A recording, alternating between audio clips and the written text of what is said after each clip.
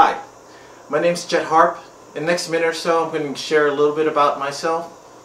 Hopefully you're going to enjoy. Well, I just moved here to LA recently. I'm originally from New York, born and bred. I wanted to move to someplace that was different from what I'd grown up with and explore all the acting possibilities that I could. Wanted to go someplace where I could be unique and that there weren't a lot of actors. One of the things growing up I always wanted to be was an athlete. I love sports, play football, basketball, track, wrestling.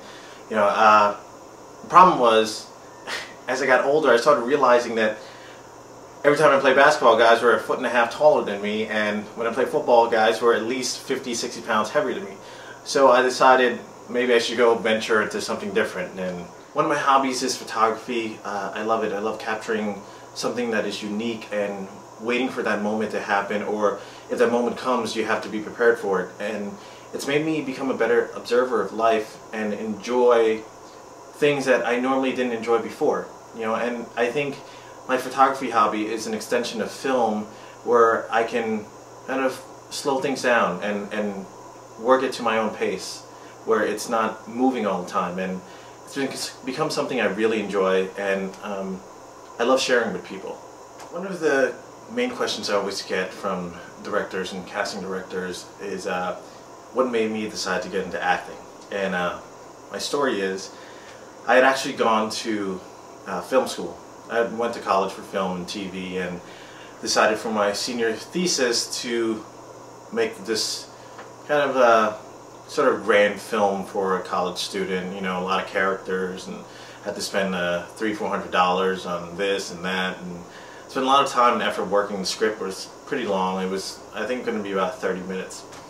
And on the first day of shooting, I had one of my classmates, my cameraman, wanted to load the film. And he asked me, do you want me putting the film now?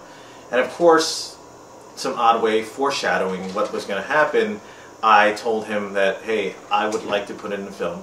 So if anything happened, I would only get mad at me. I wouldn't get mad at him. So I loaded the film. We shot, a couple of minutes worth, and then we came back the next day, shot some more, and shot some more. So there was about a good 45 minutes of film on there. And when I went to get it processed, come back, see the dailies, it turned out the camera was loaded wrong. So it was my fault, and I had no one to blame. But the funny thing is, I still wanted to blame the cameraman. Well, that was a little piece of me. I hope you got to enjoy it, and I hope you got to know me a little bit better. Once again, my name's JetHarp, and I hope you will see me on the big screen soon.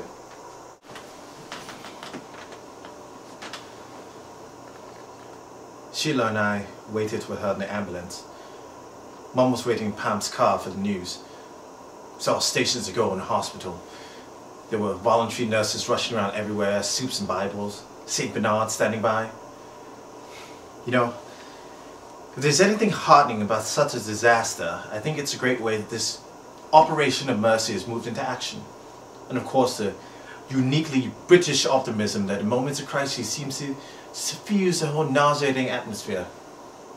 When I first came in, the father was gibbering and shaking like some spineless dago, and nobody quite knew what to do.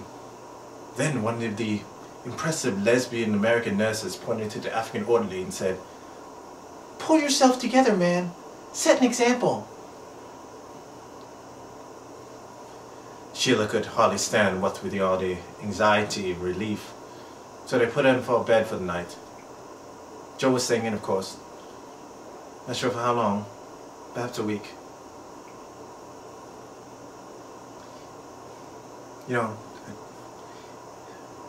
A marriage might have worked as well as most if Joe had happened. He's too young for it. I always will be. Sheila. She might have just pulled me kicking into manhood. Instead of which I was just one of the menagerie. She loved me as much as any goldfish or Aphrodite. So question was, how was I going to be telling her that I would be leaving her?